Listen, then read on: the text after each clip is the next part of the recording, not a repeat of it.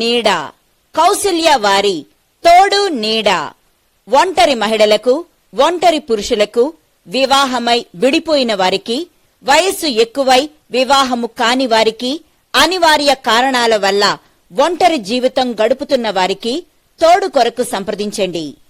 ఏ మతము వారైనా, ఏ కులము వారైనా, ఏ వర్గము వారైనా వివాహం కొరకు మమ్ములను సంప్రదించగలరు. కౌసల్య వారి తోడు నీడ. Cell number 6305087259. Welcome to AK TV news. నిజం నిప్పులాంటిది. వార్తలకు స్వాగతం. ఈ వీడియోలోని అంశాలు ఎవర్ని కించపరచడానికి మరి ఎవరికో మేలు చేయడానికి ఉద్దేశించబడినది కావు. అందుబాటులో ఉన్న కథనాలు, నెట్లో ఉన్న సమాచారం, మనకున్న పరిజ్ఞానం బట్టి వినియోగించినాము. ఈ వీడియోలోని వ్యక్తులు అభిప్రాయాలు, ఆలోచనలు వారివి మాత్రమే. AK TV news YouTube channel వారికి ఎలాంటి సంబంధం లేదు కావున ఈ విషయాన్ని గమనించగలరు. వైఎస్సార్ కడప జిల్లా ప్రొద్దుటూరు నుండి ప్రతి చిన్న పెద్ద వార్తలను ఎప్పటికప్పుడు ప్రసారం చేస్తూ ప్రజలు నిజాలను నిర్భయంగా చెప్పే ధైర్యం మీకుంటే ప్రసారం చేసే సత్తా మాకుంది. మీకు న్యాయం జరిగేంతవరకు పోరాడుతాం. మీ ముందుకు ఏకే టీవీ న్యూస్ అందుబాటులో ఉంటుంది. 9985491955 ఫోన్ కాల్ చేస్తే చాలు. ఎవరి కోసం వేల కన్నులు ఎదురు చూసాయో, ఎంతమంది హృదయాలు ఆ యొక్క ప్రసంగాన్ని వినాలని ఆస్వాదిస్తున్నాయో, ఆ ముఖ్య అతిథులు మన మధ్య ఉన్నారు. వారెవరో కాదు, గౌరవనీయులు, మాన్యులు, వైద్య శాఖ మంత్రులు, శ్రీయుతులు, మీరు చెప్పాలి, శ్రీ సత్యకుమార్ యాదవ్ గారిని ప్రసంగించవలసిందిగా ఆహ్వానిస్తున్నాం.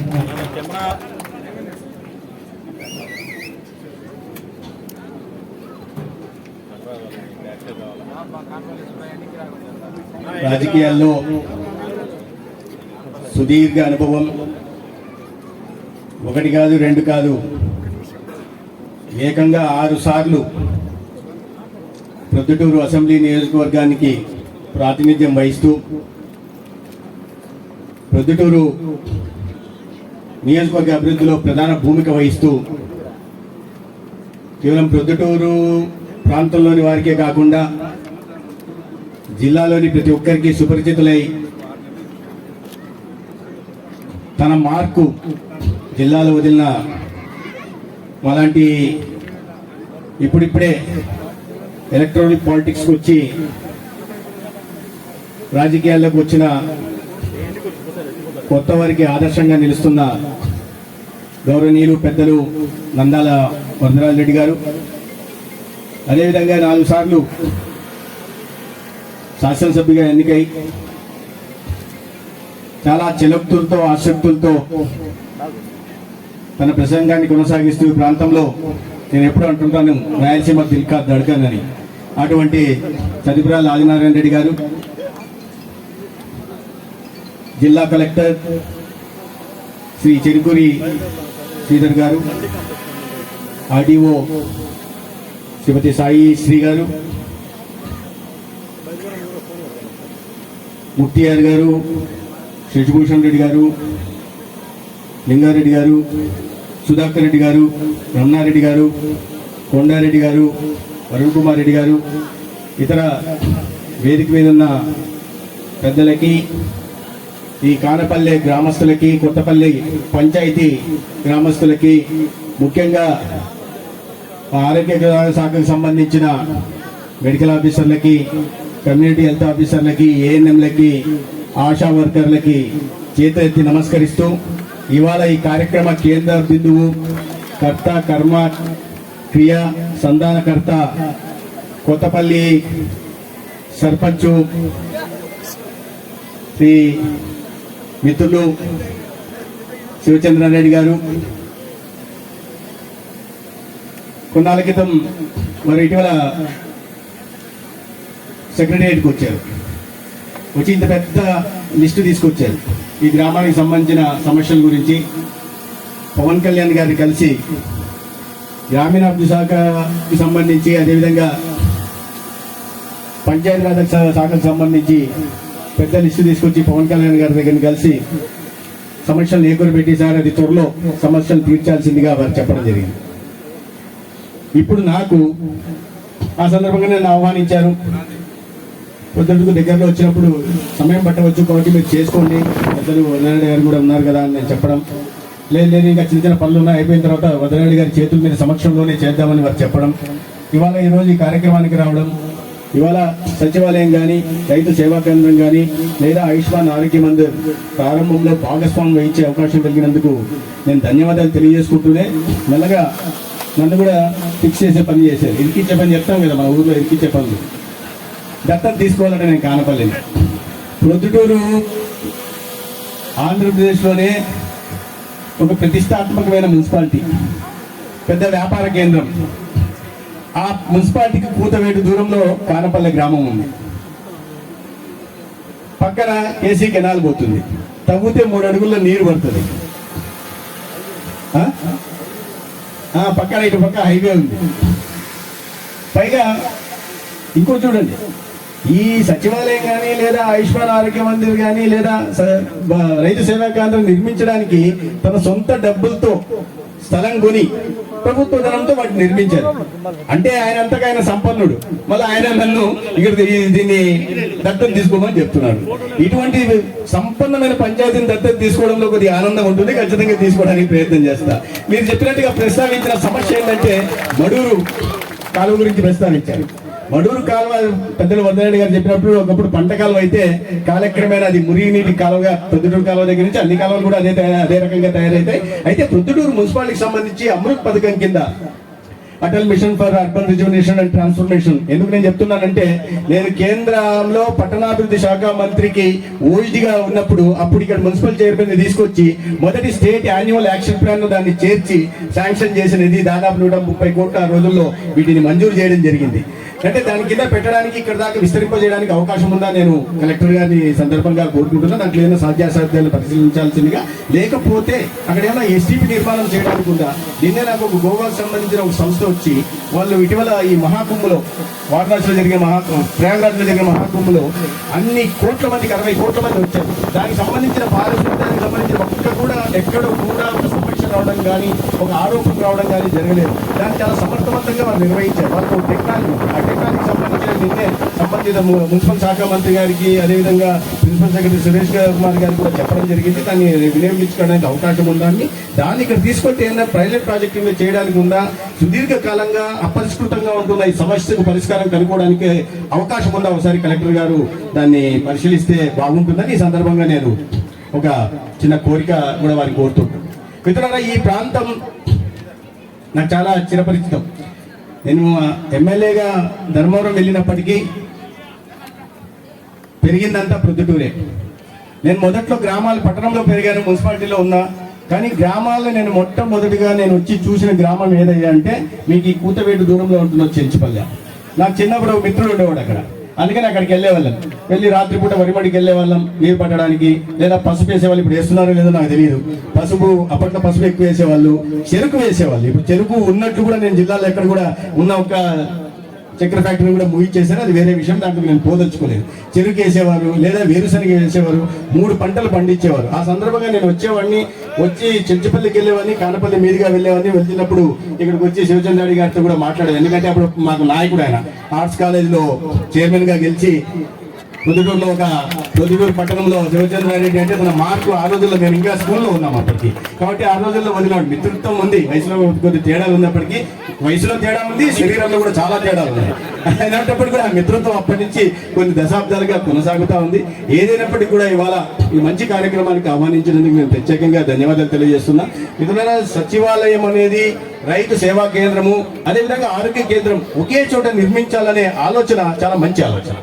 దీనికి నేను రాజకీయంగా నాకు ప్రత్యర్థి అయినప్పటికీ, సైద్ధాంతిక విభేదాలు ఉన్నప్పటికీ, ఆయన అవినీతిని కానీ లేదా ఆయన సాగిన 5 సంవత్సరాలు చేసిన విధ్వంసాన్ని నేను విమర్శిస్తున్నప్పటికీ, ఈ 3 ముఖ్యమైన వాటిని గ్రామీణ ప్రాంతాల్లో ఒకే చోట నిర్మించాలనే ఆలోచన చేసినందుకు మొట్టమొదటిసారిగా నేను జగన్మోహన్ రెడ్డి గారిని ఈ వేదికపై నుంచి అభినందిస్తున్నాను. మంచి ఆలోచన.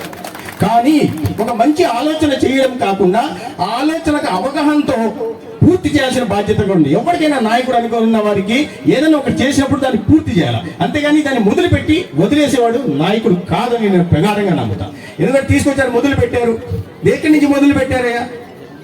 ఆయుష్మాన్ ఆరోగ్య మందిరం. కేంద్ర ప్రభుత్వం గ్రామాల్లో ఆయుష్మాన్ ఆరోగ్య మందిరం ద్వారా ఒక MLHP అంటే మిడ్ లెవెల్ హెల్త్ ప్రొఫెషనల్ తీసుకొచ్చి 105 రకాల మందులు పెట్టి ఒక ఏఎన్ఎంని పెట్టి వాళ్ళ కింద 5 నుంచి 6 మంది ఆశా వర్కర్లు చూసి ఎక్కడో పట్టణాలకు PSCలకు CSCలకు వెళ్లాల్సిన అవసరం లేకుండా గ్రామాల్లోనే వారి ఆరోగ్య సంరక్షణ నిర్వహించడం కోసం కేంద్ర ప్రభుత్వం ఆయుష్మాన్ ఆరోగ్య Mandir health and wellness centre ని నరేంద్ర మోడీ గారి ప్రభుత్వం NHM కింద మొదలుపెట్టిన తర్వాత 1,50,000 టార్గెట్ గా పెట్టుకుంటే మన రాష్ట్రానికి 10,032 పెట్టారు. మంచి ambitious target, yes appreciate that. అయిన తర్వాత తీసుకొచ్చి పూర్తి చేయాలా లేదా? 3,000 మాత్రం పూర్తి చేశారు, 10,032. పోనీ దానికోసం ఎక్కడి నుంచైనా రాష్ట్ర ప్రభుత్వం నిధుల నుంచి ఖర్చు పెట్టారా? లేదు. ఏది మనకు అప్పటికే గ్రామీణ ఉపాధి హామీ పథకం కింద NREGS కింద వస్తున్న నిధుల్ని, దాంట్లో వస్తున్న మెటీరియల్ కాంపోనెంట్ తీసుకెళ్లి దాంట్లో ఖర్చు పెట్టారు. దానికి ముందు మనం ఆ మెటీరియల్ కాంపోనెంట్ ఎక్కడ ఖర్చు పెట్టేవాళ్ళం? గ్రామాల్లో సిమెంట్ రోడ్లు వేసేవాళ్ళం, లేదా కాలువలు లేబర్ కాంపోనెంట్ కింద వస్తుంది చేసేవాళ్ళం, లేదా స్పెషల్ నాలకి కాంపౌండ్ వాళ్ళు కట్టుకునే వాళ్ళం, కాంపౌండ్ నిర్వహించేవాళ్ళం. మెటీరియల్ కాంపోనెంట్ ని ఎక్కడైనా ఏదైనా కన్స్ట్రక్షన్ యాక్టివిటీ కోసం వాడుకునే వాళ్ళం. ఆ డబ్బులు కాస్త తీసుకెళ్లి ఆయుష్మాన్ ఆరోగ్య మందిర్లో పెట్టారు. అంటే ఇక్కడ వస్తున్న డబ్బులు దానికి వాడకుండా దాన్ని తీసుకొచ్చి ఇక్కడ ఇస్తారు. అంటే ఇది ఎంత అవగాహన రాహిత్యమో, ఎంత బాధ్యత రాహిత్యమో మనం అర్థం చేసుకోవాలి. సిమెంట్ రోడ్ లేకుండా ఆ డబ్బులు తీసుకొచ్చి ఇక్కడ నిర్మిస్తే ఆలోచన మంచిదే, కానీ ఆచరణ మాత్రం మంచిది కాదు. ఏ వేదికపై నుంచి నేను సమర్థించానో, ఒక ఆలోచన మంచి ఆలోచనని సమర్థించానో అదే వేదికపై నుంచి చెప్తున్నా, ఆచరణ మాత్రం సరిగా లేదు. ఒక నాయకుడు ఆలోచన మాత్రం చేసి ఆచరణ సాధ్యం కాని ఆలోచన చేసి అవగాహన రాహిత్యంతో పాలన సాగిస్తే గత 5 సంవత్సరాల పాలన ఎలా ఉందో అలాగే ఉంటుందనే విషయాన్ని మీకు గుర్తు చేయడానికి మాత్రం ప్రయత్నం చేస్తాం. అదే విధంగా సచివాలయం పరిస్థితి, అదే రైతు సేవా కేంద్రాల పరిస్థితి. రైతు సేవా కేంద్రాలు కేంద్రం నుంచి ప్రతి నెల 29వ తేదీ కేంద్రంలో ఫర్టిలైజర్ శాఖ ఇక్కడి నుంచి అధికారులను పిలుస్తుంది. అక్కడికి అధికారులను పిలిచి, అయ్యా మీకు 1వ తేదీ నుంచి మీ నెల మొదలవుతుంది, మీకు రబీ సీజన్ లో కానీ ఖరీఫ్ సీజన్ లో కానీ ఎంత యూరియా అవసరం ఉంటుంది, ఎంత ఫాస్ఫేట్ అవసరం ఉంటుంది అనే విషయాన్ని అడుగుతుంది. అడుగున్న విధంగా దానికి అనుగుణంగా సరఫరా చేస్తుంది రాష్ట్రాలకి.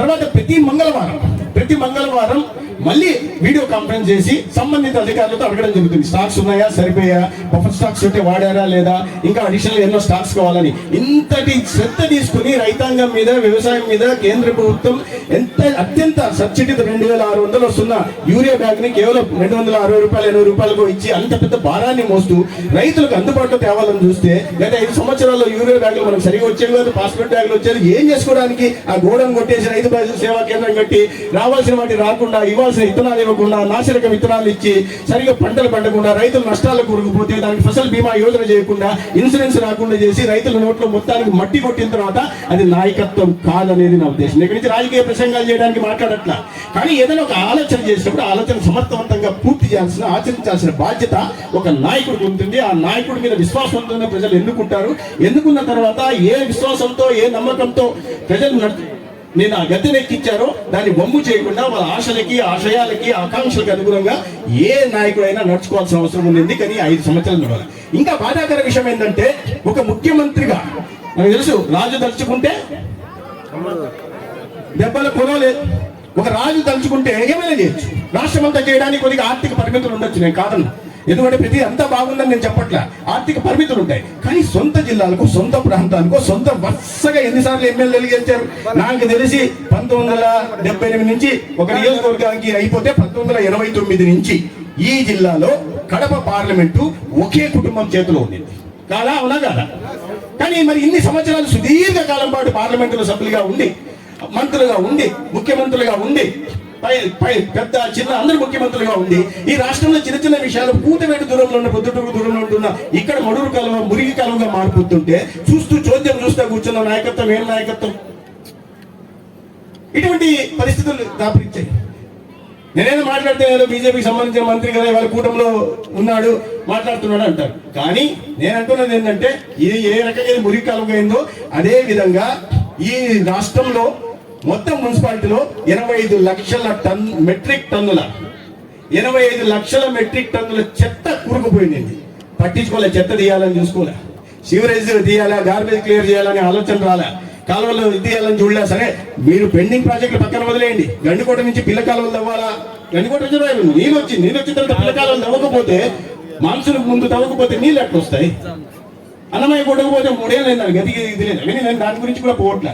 కానీ ఇంత కొద్దిగా బాధ్యత మాన్సూన్ వస్తున్నప్పుడు చూడాల్సిన బాధ్యత, ఆలోచించాల్సిన బాధ్యత నాయకత్వం అనుకుంటారు. ఇంత సుదీర్ఘ కాలం పాటు అధికారంలో ఉన్నప్పుడు ఆ అధికారాన్ని ఉపయోగించుకొని ముందు ఇంటిని సంస్కరించుకోవాలి. ఇంటిని సంస్కరించుకున్న తర్వాత ఇళ్ళంటే వారికి సంబంధించిన వరకు జిల్లా అంటే పార్లమెంటు, వీటి గురించి ఆలోచించాల్సింది అనేక విషయాలు. అదే విధంగా ఇంకా ఈ కడప బెంగళూరు రైల్వే లైన్ కానీ స్టీల్ ప్లాంట్ 4 సార్లు భూమి పూజ చేశారు. చెయ్యాలి చెల్లికి మళ్ళీ పెళ్లి అన్నట్టు 2019లో ఒకసారి భూమి పూజ చేశారు. అరే మంచిదిరా వచ్చేస్తాను స్టీల్ ప్లాంట్ అనుకున్నాను నేను. మళ్ళీ 2021 మళ్ళీ వచ్చి బర్త్డే సెలబ్రేషన్ చేసుకోవడం, మళ్ళీ భూమి పూజ చేయడం. అరే వచ్చేసిందిరా అనుకున్నా, రాలే.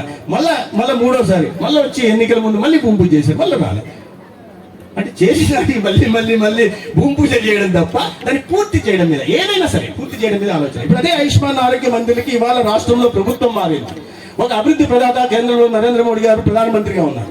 ఒక దార్శనిక నాయకుడు ఇవాళ చంద్రబాబు నాయుడు గారి రూపంలో ముఖ్యమంత్రిగా ఉన్నారు. ఏదైనా సరే ఒక మంచి సమాజానికి చేసి చూపించాలనుకుంటున్న ఉద్దేశంతో పనిచేసే ఉప ముఖ్యమంత్రి పవన్ కళ్యాణ్ గారు ఉండడం వల్ల ఇవాళ ఏదైతే ఈ ఆయుష్మాన్ ఆరోగ్య మందిర్లు పేరు విలేజ్ హెల్త్ క్లినిక్ పెట్టుకున్నాడు, తండ్రి పేరు పెట్టుకున్నాడు, తప్పు లేదు, పెట్టుకోవచ్చు, నేను దాన్ని కూడా కాదనట్లే. కానీ ఆ పేరు మీద ఉన్న శ్రద్ధ, ఆ పేరు పెట్టుకోవడం మీద ఉన్న శ్రద్ధ పూర్తి చేయాలనే ఉద్దేశం మీద ఉండాల, అది లోపించింది. అయితే ఇవాళ కూటమి ప్రభుత్వం వచ్చిన తర్వాత నేను మొన్న ఇటీవల వెళ్ళి కేంద్ర ఆరోగ్య శాఖ మంత్రిని అడిగిన తర్వాత 15th ఫైనాన్స్ కమిషన్ కింద ఒక 1500 విలేజ్ హెల్త్ క్లినిక్ అంటే ఈ ఆయుష్మాన్ ఆరోగ్య మందిర్లకి, అదే విధంగా prime minister Ayushman Bharat health infrastructure machine కింద పిఎం అభిమ్ అంటారు, వాటి కింద 1760 ఈ విలేజ్ హెల్త్ క్లినిక్ నిర్మాణానికి కేంద్రం మొత్తం కలిపి 3260 విలేజ్ హెల్త్ క్లినిక్ నిధులు మంజూరు చేయడానికి సిద్ధమైంది. రాబోయే రోజుల్లో ఎక్కడైతే పనులు ఆగిపోయినాయో, ఎక్కడైతే పనులు పూర్తి కాలేదో ప్రతి గ్రామంలోనూ ఆయుష్మాన్ ఆరోగ్య మందిర్ని నిర్మించి ప్రజల ఆరోగ్య సంరక్షణ చేపట్టే బాధ్యత కూటమి ప్రభుత్వం చేస్తుంది. దాంట్లో సైనికులుగా మా ఆశా వర్కర్లు, మా ఏఎన్ఎంలు పనిచేస్తారు. ఎక్కడ ఖాళీలు పెట్టం.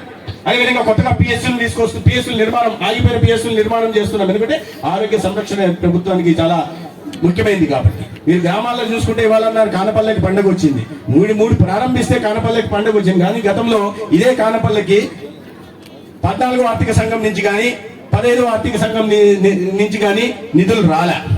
వచ్చాయి, కేంద్రం నుంచి పెద్ద ఎత్తున నిధులు వచ్చాయి, కానీ ఆ నిధులు సైడ్ అయిపోయాయి. అంటే ఏ ఉద్దేశం కోసం ఆ నిధులు ఎందుకు వస్తాయంటే గ్రామాల్లో మౌలిక సదుపాయాల కల్పన కోసం, గ్రామాల్లో మురుగునీటి నిర్వహణ కోసం, లేదా గ్రామాల్లో వీధి లైట్లు వెలక్కపోతే వీధి గేట్లు వేసుకోవడం కోసం, లేదా అంతర్గత రోడ్ల నిర్మాణం కోసం ఆ నిధులు వస్తే వాటిని దారి మళ్లించారు. గ్రామాలు అభివృద్ధి చెందాల్సిన గ్రామాలను విస్మరించి గ్రామాల్లో ప్రజల మధ్య వైషమ్యాలు పెంచి, కులాల మధ్య విద్వేషాలు పెంచి తద్వారా రాజకీయ లబ్ధి పొందాలని ప్రయత్నం చేశారు తప్పిస్తే నిజంగా గ్రామాలు అభివృద్ధి చెందితే ఈ పట్టణాలు, జిల్లాలు, రాష్ట్రం, దేశం అభివృద్ధి చెందుతాయి. పల్లె సీమలు అనేవి దేనికైనా అభివృద్ధికి పట్టుకొమ్మలనే విషయాన్ని విస్మరించి గ్రామాన్ని పూర్తిగా వేశారు. అయితే ఇవాళ కొత్త ప్రభుత్వం వచ్చింది, మంచి ప్రభుత్వం వచ్చింది. ఉప ముఖ్యమంత్రి పవన్ కళ్యాణ్ గారు ఉప ముఖ్యమంత్రి అయితే మొట్టమొదటిగా ఒకే రోజు 1650 కోట్లను పంచాయతీకి 15వ ఆర్థిక సంఘం నుంచి నిధులు ఇవ్వడమే కాకుండా ఏ నిధులైతే గతంలో దారి మళ్లించే వాళ్ళు గ్రామీణ ఉపాధి పథకం కింద ఒకే రోజు 4500 కోట్లు నిధులు మంజూరు చేసి ప్రతి గ్రామంలో ఇవాళ సిమెంట్ రోడ్లు వస్తున్నాయి. వనరారెడ్డి గారు ఇవాళ ప్రత్యేకంగా ఆలోచిస్తున్నారు. గతంలో నాకు గుర్తుంది, ఎందుకంటే నేను గ్రామీణాభివృద్ధి శాఖ మంత్రిగా పనిచేస్తున్నప్పుడు ప్రతి చోట ప్రతిపాదన పంపేవారు వారు. ప్రతి చోట, ప్రతి గ్రామానికి ప్రధానమంత్రి గ్రామ సడక్ యోజన కింద నిర్మాణం కోసం ప్రతిపాదనలు పంపేవారు. అందుకని నాకు బాగా గుర్తుంది, ఇదే రోడ్డు మీకు గుర్తుందో లేదో కానీ ఇదే రోడ్డు ప్రధానమంత్రి గ్రామ సడక్ యోజన కిందే నిర్మాణం జరిగింది. గతంలో అటల్ బిహారీ వాజ్పేయి గారు ప్రధానమంత్రిగా, వెంకయ్య నాయుడు గారు గ్రామీణాభివృద్ధి శాఖ మంత్రిగా ఉన్నప్పుడు ఈ రోడ్డు నిర్మాణం జరిగింది. మళ్ళీ ఇప్పుడు కూడా మొదలవుతాయి. ఎప్పుడైతే దీనావస్థ స్థితిలో ఉన్నాయి. ఇంతకుముందు మనం మామూలు రోడ్లు ప్రయాణం అంటే ఏముంటది, ఎవరైనా చెప్పండి, ప్రయాణం అంటే ఏముంటుంది, దూరం పోతాం అంతే కదా. గత 5 సంవత్సరాలు ప్రయాణం అంటే దూరం కాకుండా లోతు కూడా పోవాల్సి వస్తుంది. డిస్టెన్స్ డిస్టెన్స్ కాకుండా డెప్త్ కూడా ట్రావెల్ చేయాల్సిన పరిస్థితి గతంలో ఉంటే ఇవాళ పరిస్థితులు మారిపోయాయి. రోడ్ల నిర్మాణం జరుగుతుంది, మరమ్మతులు జరుగుతున్నాయి, కొత్త రోడ్ల నిర్మాణం జరుగుతుంది, పెద్ద ఎత్తున అభివృద్ధి పనులు జరుగుతున్నాయి. రాజధాని పేరుతో నేనేం చెప్పాను, ఇప్పుడు ఏదైనా ప్రభుత్వం గతంలో చేసిన ప్రభుత్వం ఏదన్నా మనం ఖర్చు పెడుతున్నది ఎవరు మన జేబుల్లోంచి పెట్టాం, ఎవరు మన ఎస్టేట్ లోంచి తీసి పెట్టాం. ప్రజలు డైరెక్ట్ గా కానీ ఇండైరెక్ట్ గా కానీ కట్టిన ట్యాక్స్ నుంచే ఈ అభివృద్ధి పనులైనా చేస్తాం, లేదా సంక్షేమ పనులైనా చేస్తాం. అయితే నాయకత్వం ఏముంటుందంటే ఏ ట్యాక్స్ నుంచి డబ్బులు వసూలు చేస్తామో దాన్ని సంపద సృష్టించడానికి కోసం, సంపద సృష్టిస్తే తర్వాత ఆదాయం పెరుగుతుంది. అందుకని ఇప్పుడు ప్రధానమంత్రి అయిన తర్వాత నరేంద్ర మోడీ గారు 11వ స్థానంలో ఉంటున్న ఆర్థిక వ్యవస్థని ప్రపంచంలోనే అతిపెద్ద ఆర్థిక వ్యవస్థలో 4వ స్థానం పెంచారు. అంటే సంపద సృష్టి జరిగింది. సంపద సృష్టి చేయడం నాయకుడు లక్షణం, అది జరగలేదు. అయితే ఇవాళ ఈ డబ్బులన్నీ సంపద సృష్టి మీద ప్రధానంగా వెచ్చిస్తున్నారు. రహదారుల నిర్మాణం జరిగితే, హైవేల నిర్మాణం జరిగితే, రైల్వే నిర్మాణం జరిగితే వాళ్ళ సంపద సృష్టి జరుగుతుంది. దాంట్లో భాగంగానే మీరు మంచి రోడ్డు వచ్చింది అనుకోండి, మంచి రోడ్డు వస్తే మన పంట ఖచ్చితంగా ముందు మనం పెరిగేది మన భూమిలో విలువ పెరుగుతుంది.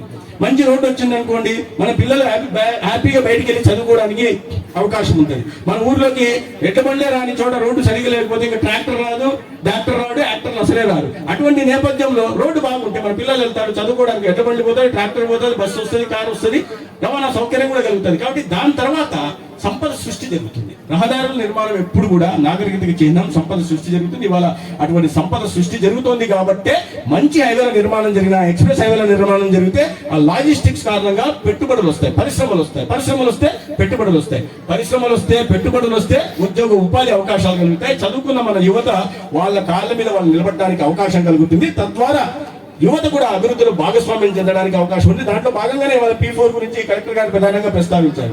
సమాజంలో అత్యున్నత స్థానంలో ఉంటున్న, ఆర్థికంగా కానీ ఇతరత్రా కానీ, అంటే అత్యున్నత స్థానం అంటే డబ్బు పరంగానే అని కాదు, రకరకాలుగా అత్యున్నత స్థానంలో ఉంటున్న వాళ్ళు సమాజంలో అత్యంత దిగువ స్థానంలో ఉంటున్న 20%, పైన ఉంటున్న 10% మంది, దిగువలో ఉంటున్న 20% మందికి వారి వారి విభాగాల్లో వారి దేంట్లో అయితే ప్రావీణ్యం సంపాదించారో, దేంట్లోనైతే లీడర్షిప్ క్వాలిటీస్ వారు చూపిస్తున్నారో వారి కింద 20%కి ఆదుకొని వాళ్ళ తలసరి ఆదాయాన్ని పెంచే ప్రయత్నం చేయాల్సిందిగా గౌరవ ముఖ్యమంత్రి ఒక అంబిషియస్ ప్రాజెక్టును తీసుకురావడం జరిగింది. ప్రపంచంలో ఎక్కడ లేని విధంగా అది ఈ రాష్ట్రంలో అమలవుతుంది. ముఖ్యంగా ఆరోగ్య విషయానికి వస్తే చాలా మంది గ్రామీణ ప్రాంతానికి సంబంధించిన మహిళలు ఉన్నప్పుడు చాలా సంస్కరణలు జరుగుతున్నాయి. దాంట్లో ప్రధానంగా నేను చెప్పాల్సింది ఏంటంటే ఇవాళ ఉచిత క్యాన్సర్ స్క్రీనింగ్ పరీక్షలు చేస్తున్నాం. ఉచిత క్యాన్సర్ స్క్రీనింగ్ పరీక్షలు చేస్తున్నప్పుడు మీకు ఎవరికి అనిపిదమ్మా, మీరు మాట్లాడుతున్నారమ్మా, వినాలమ్మా, ఎందుకంటే ఏముందిలే స్క్రీనింగ్ ఉచితంగా చేస్తున్నారు, ఏమనం పోవాల్సిన అవసరం లేదు అనుకుంటాం. కానీ ఒకటి గుర్తుపెట్టుకోండి, రోజు రోజుకు క్యాన్సర్ కేసులు పెరుగుతున్నాయి. 2022లో గ్లోబోకాన్ నిర్వహించిన సర్వేలో ప్రపంచవ్యాప్తంగా 119 ఒక 2022లో 19 కోట్ల కేసులు, ప్రపంచవ్యాప్తంగా 17% కొత్త కేసులు వస్తే మన దగ్గర 9.7% కొత్త కేసులు వచ్చాయి. అంటే 14,30,000 కొత్త కేసులు వచ్చాయి. మన ఆంధ్రప్రదేశ్ లో 73,000 కొత్త కేసులు వస్తే 42,000 మంది చనిపోయారు. నేను భయపెట్టడం కోసం చెప్పలే, ఎందుకంటే క్యాన్సర్ అనేది సాధారణంగా 63 నుంచి 70% వరకు క్యాన్సర్ రోగాల్ని ముందుగా నివారించుకోవడానికి అవకాశం ఉంది. తర్వాత మొదటి దశలోనే గుర్తిస్తే వాటికి సరైన చికిత్స అందించడానికి అవకాశం ఉంది. లేదంటే క్యాన్సర్ మహమ్మారిన పడిన వాళ్ళు సహజంగా ఆర్థికంగా కుటుంబం చితికిపోవడమే కాకుండా ఇంటి పెద్దకో ఇంట్లో ఎవరికన్నా కుటుంబ సంరక్షణ చేసుకున్న తల్లికో క్యాన్సర్ వస్తే వాళ్ళు మరణం సంభవించే అవకాశం ఉంది. కాబట్టి ఉచితంగా ప్రభుత్వం 4,10,00,000 మందికి ఇవాళ ఉచిత పరీక్షలు నిర్వహిస్తున్నాం. ఆశా వర్కర్ల దగ్గర నుంచి మెడికల్ ఆఫీసర్ల దగ్గర నుంచి చేస్తున్నారా? చేస్తున్న తర్వాత సస్పెక్టెడ్ కేసెస్ ఇవాళ మేము 2 కోట్లు చేశాం, 50% దాకా చేస్తే దాంట్లో సస్పెక్టెడ్ కేసెస్ దగ్గర 1,70,000 వచ్చాయి. ఆ సస్పెక్టెడ్ కేసెస్ ని ప్రివెంటివ్ ఆంకాలజీ యూనిట్లు టీచింగ్ హాస్పిటల్స్ లో పెట్టి గ్రీన్ ఛానల్ పెట్టి ప్రతి మంగళవారం ప్రతి గురువారం గ్రీన్ ఛానల్ పెట్టి వెయిట్ చేయాల్సిన అవసరం లేకుండా ఒక 222 బ్రాండింగ్ ఇచ్చి ఒక ఓపీ బ్లాక్ ను కూడా పెట్టి దాంట్లో మళ్ళీ ఇక్కడ కింద సస్పెక్టెడ్ కేసు అనుమానిత కేసులని కాకపోవచ్చు కాబట్టి మళ్ళీ అక్కడికి వెళ్తాం. దాంట్లో 10% పాజిటివ్ కేసెస్ వస్తున్నాయి. మనం ప్రాథమిక దశలోనే స్టేజ్ 1లో గుర్తించామనుకోండి, దాన్ని సరైన చికిత్స అందించవచ్చు. లేదా క్యాన్సర్ లక్షణాలు వచ్చే అవకాశం ఉన్నాయనుకోండి, నివారించవచ్చు. ప్రధానంగా 3కి 70% క్యాన్సర్ రోగులు నోటి క్యాన్సర్ కారణంగా, లేదా మహిళలైతే 51% మహిళలు రొమ్ము క్యాన్సర్ కారణంగా, లేదా గర్భాశయ ముఖద్వారం క్యాన్సర్ కారణంగా చనిపోతున్నారు. మొహమాట పడతారు వెళ్ళడానికి, బ్రెస్ట్ క్యాన్సర్ చేసుకోవడానికి మొహమాట పడతారు. లేదా గర్భాశయ విలేజ్ హెల్త్ క్లినిక్ ఇదే విలేజ్ హెల్త్ క్లినిక్ లో రేపు స్పెక్యులంతో వచ్చి టెస్ట్ చేస్తారు. ప్రతి మహిళ మన గ్రామానికి సంబంధించిన మహిళ అక్కడికి వెళ్ళి టెస్ట్ చేయించుకోవాలి. టెస్ట్ చేసుకుంటే వాళ్ళకి అనుమానం ఉంటే చెప్తారు తీసుకోవాల్సిన జాగ్రత్తలు, రాకుండా తీసుకోవాల్సిన జాగ్రత్తలు. మొహమాట పడకుండా ప్రతి ఒక్కరూ అక్కడికి వెళ్ళి అక్కడ ఉంటున్న కమ్యూనిటీ హెల్త్ ఆఫీసర్ ఎవరు ఉంటున్నారో, బీఎస్సీ నర్సింగ్ చదివిన కమ్యూనిటీ హెల్త్ ఆఫీసర్ దగ్గరికి వెళ్ళి వారితో పరీక్షలు చేయించుకొని నివారించుకోవడానికి జాగ్రత్తలు తీసుకోండి. లేదా ప్రాథమిక దశలోనే గుర్తించి ప్రాణాలు కాపాడుకోవడానికి కూడా మనం అందరం ప్రయత్నం చేయాలా. ప్రజల ఆరోగ్య సంరక్షణ ఈ కూటమి ప్రభుత్వానికి అత్యంత ప్రాధాన్యత కలిగిన అంశంగా మీరు అందరూ గుర్తించాల్సిందిగా. అనేక రకాల పనులు జరుగుతాయి వైద్య రంగంలో, ఇతరత్ర పనులు కూడా అభివృద్ధి కార్యక్రమాల దగ్గర నుంచి అమరావతి నిర్మాణం జరుగుతుంది. దానికోసం కేంద్ర ప్రభుత్వం నుంచి 15,000 కోట్లు అమరావతి నిర్మాణానికి గ్రాంట్ రూపంలో వచ్చినా, లేదా 16,000 కోట్లు రుణ రూపంలో వచ్చినా, లేదా 12,500 కోట్లు పోలవరం నిర్మాణానికి వచ్చినా, లేదా స్టీల్ ప్లాంట్ మళ్ళా పునర్వైభవం తీసుకురావడం కోసం 11,500 కోట్లు తీసుకొచ్చినా, ఒకే రోజు ప్రధానమంత్రి గారు వచ్చి 2,10,000 కోట్లకు వివిధ ప్రాజెక్టులకు, గ్రీన్ హైడ్రోజన్ దగ్గర నుంచి, బల్గట్ పార్క్ దగ్గర నుంచి, లేదా రైల్వే జోన్ నుంచి అనేక ప్రాజెక్టులకు ఇవాళ ఉపాధి అవకాశాలు కల్పించడం కోసం లక్షలాది మంది ఆంధ్రప్రదేశ్ లో ఉంటున్న యువతకి ఒక ఉపాధి అవకాశాలు కల్పించడం కోసం 2,10,000 కోట్లతో అనేక ప్రాజెక్టులకు కూడా శ్రీకారం చేయడం జరిగింది. మన ముఖ్యమంత్రి గారిని కూడా చూస్తున్నాం మనం. సామాజిక పెన్షన్ ప్రతిరోజు ఇంటి దగ్గరకు వచ్చి ఇవ్వడమే కాకుండా, గతంలో లేని విధంగా, గతంలో లేదు జీతాలు ఇవ్వాలంటే ఇప్పుడు ప్రభుత్వ అధికారులు కూడా చూసేవాళ్ళు. ఈ పంచాయతీ నిధుల్ని కాకుండా, గ్రామీణ ఉపాధి పథకం నిధులనే కాకుండా ఇతరత్ర నిధులను దారి మళ్ళిచ్చే పరిస్థితి, జీతాలు లేని పరిస్థితి ఉండేది. వాళ్ళ జీతాలు కూడా సక్రమంగా ఉన్నాయి. రాష్ట్రం ఆర్థిక గాడిన పట్టే ప్రయత్నం చేస్తా ఉన్నాం. అయితే మాకందరికి చిన్న సమస్యలు ఉన్నాయి, చాలా పెద్ద ఎత్తున అప్పులు చేస్తున్నాయి.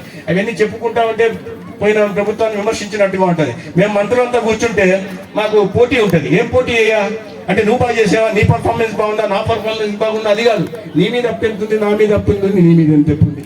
ఆరోగ్య శాఖ మీద ఎంత ఉంది అప్పు అంటే 6,500 కోట్లు. అంటే పక్కన ఉన్న నాదేళ్ల మనోహర్ గారు వచ్చి, ఓ సంతేనా, నేను రైతులు గతంలో చెల్లించాల్సినవి ఎన్ని కలిపి నా దగ్గర 18,000 కోట్లు అప్పు ఉంది నా మంత్రిత్వ శాఖ మీద అంటే, పక్కన నీటిపారుదల శాఖ మంత్రి వచ్చి, ఏంటి మీ ఇద్దరు ఏం అవకాశం కల్పించారో, రాష్ట్రాన్ని మా చేతుల్లో పెట్టారు అంటే, కూటమి ప్రభుత్వం చేతుల్లో పెట్టారో, మీ నమ్మకాన్ని బొమ్ము చేయకుండా నడుచుకుంటామని మీ అందరికీ తెలియజేసుకుంటూ, ఇవాళ ఈ కార్యక్రమం సందర్భంగా మిమ్మల్ని అందరినీ కలిసే అవకాశం కలిగించినందుకు మిత్రులు శివచంద్రారెడ్డి గారికి ఇంకోసారి, అంటే అత్యంత సంపన్నమైన సర్పంచ్ ఆయన ఒకరు, సరే ఆయన కూడా మళ్ళీ ధన్యవాదాలు తెలియజేసుకుంటూ సెలవు తీసుకుంటాను. ఎందుకంటే నేను ప్రాతినిధ్యం వహించే నియోజకవర్గం ధర్మవరం చాలా అత్యంత వెనుకబడిన, కాలువలు లేవు, కేసీ కెనాల్ లేదు, లేదా ఒకటి ఉంది అక్కడ చిత్రావతి నది పోతుంది, పెన్నా నది లేదు. చిత్రావతి ఉంటాక దానికి ఎప్పుడు నీళ్లు రావు, లేదా మాకు హెచ్ఎల్సీ ఉంటుంది, తుంగభద్ర నుంచి రావాలా, దానికి ఎప్పుడు నీళ్లు లేవు. ఈసారి మా ప్రభుత్వం వచ్చిన తర్వాత ఒక టీఎంసీ నా నియోజకవర్గం దగ్గరికి నీళ్లు వచ్చాయి, అది వేరే విషయం. కానీ లేకపోతే పిఏబిఆర్ ఉంది, పెన్నాబులం బ్రాంచ్ రిజర్వాయర్, దానికి నీళ్లు రావడమే తప్పిస్తే అది ఎప్పుడు వస్తే తీసుకోవడం, లేకుంటే లేదు. అటువంటి వెనుకబడిన ప్రభుత్వం నియోజకవర్గానికి నేను ప్రాతినిధ్యం వహిస్తున్నా. అయితే ప్రజలు కూడా నా మీద నమ్మకంతో నన్ను అక్కడ ప్రొద్దుటూరులో కూడా నాకు బాధ్యత, నేను గతంలో వజరాడి గారికి కూడా